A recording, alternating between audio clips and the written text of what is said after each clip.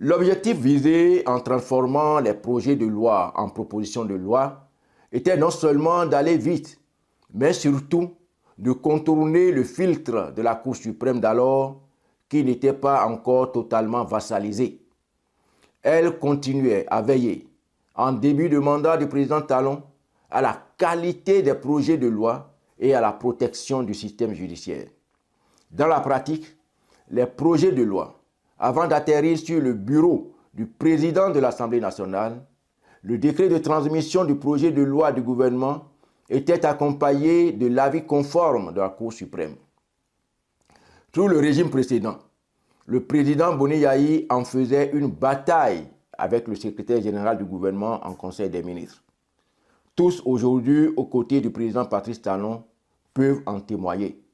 Il s'agit principalement de messieurs Édouard Ouéourou, Eugène Doussoumon et Pascal Irénée Koupaki. L'avantage de cette procédure du filtre de la Cour suprême, avis conforme, est d'introduire au Parlement un projet de texte de loi bien élaboré, examiné par les experts de la Cour suprême, qui sont soit des magistrats de haut rang, très expérimentés, soit des spécialistes d'autres matières que le droit.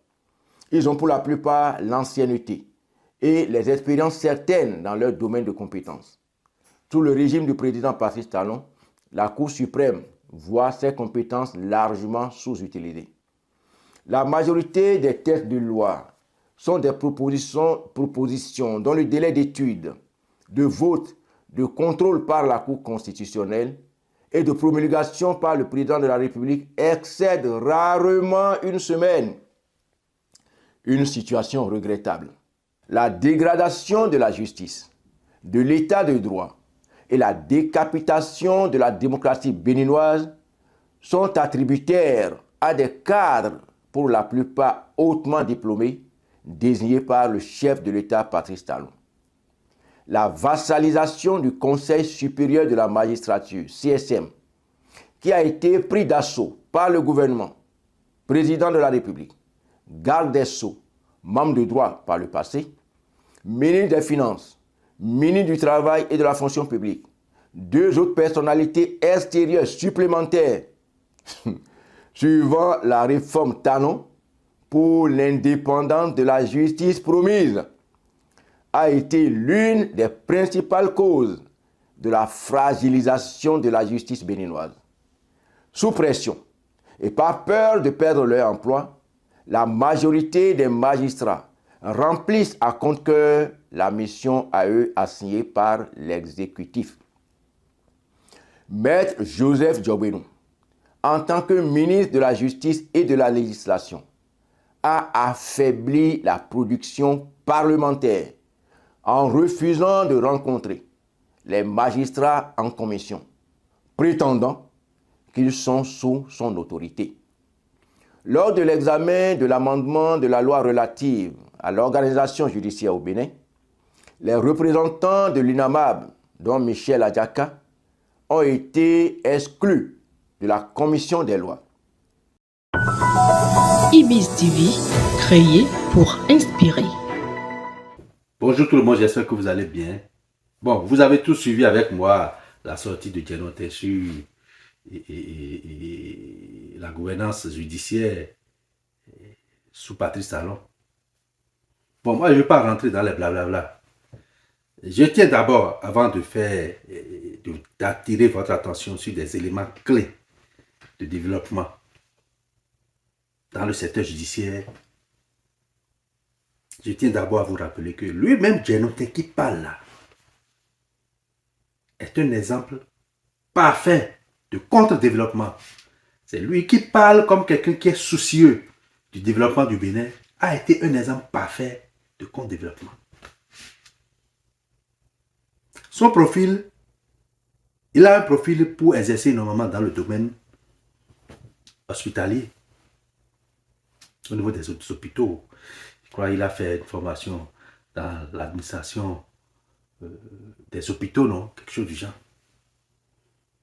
Et donc, quand on le choisissait, quand Yayi le choisissait pour être ministre de la Justice, s'il était vraiment soucieux du développement d'un pays, il allait dire, non, monsieur le président, ça c'est un poste politique qui ne correspond pas à mon profil. Il allait le dire. Parce que ce n'est pas son profil, la justice, ce n'est pas son domaine. Mais quand lui-même, il se conforte, il se complaise dans les choix politiques, il a accepté. Donc, ce n'est pas parce que tu n'as pas la chance d'être aux affaires aujourd'hui que tu vas montrer que c'est toi qui es soucieux, et plus que tout le monde, du développement dans la justice, etc., etc. En évoquant des exemples, des cas qui n'ont rien à voir avec le développement. Je vous le dis, je vous le rappelle. Je rappelle à chacun. Ceux qui observent bien.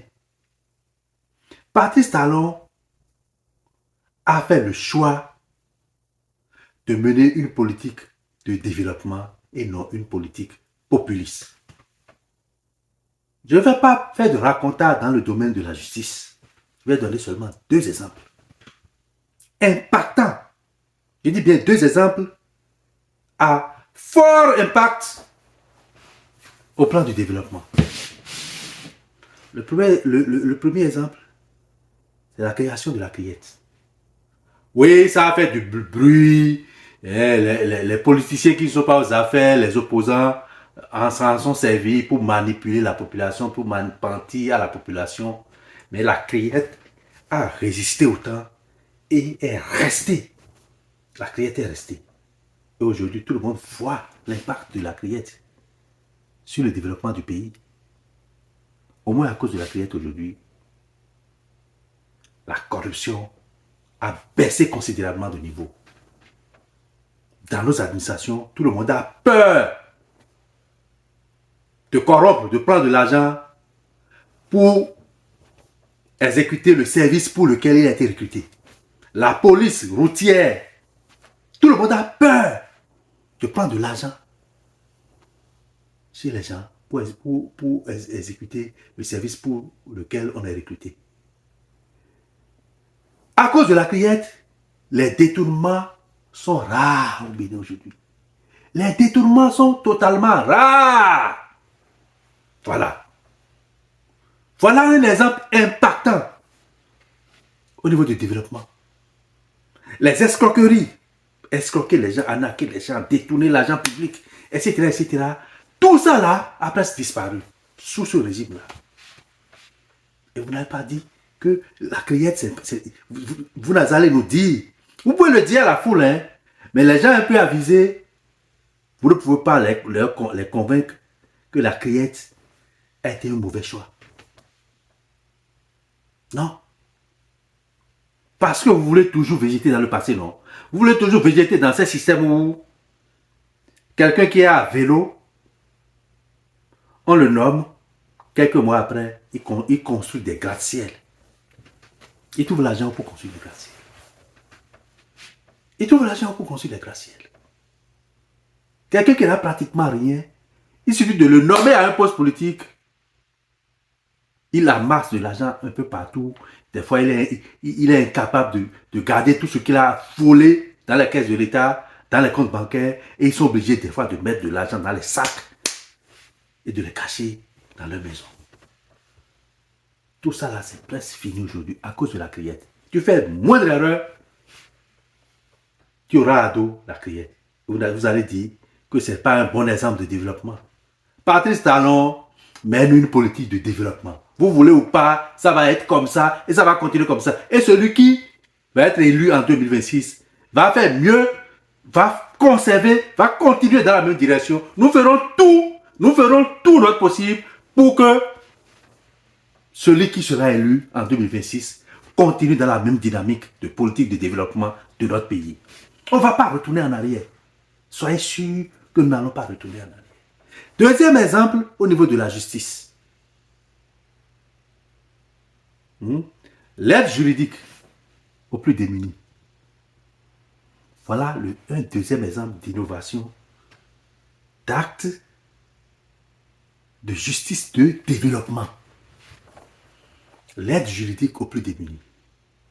Ça veut dire quoi? Avec ça aujourd'hui, c'est fini. Les intimidations, harcèlement, à gauche, à droite, les violences faites sur les femmes, etc., etc.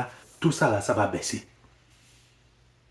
Parce qu'il y aura des acteurs de la justice, des avocats et autres qui vont être mis au service des plus démunis, gratuitement pour défendre leur cause. Voilà. Les plus vulnérables vont avoir maintenant la capacité de s'affirmer. Je ne vais pas aller plus loin.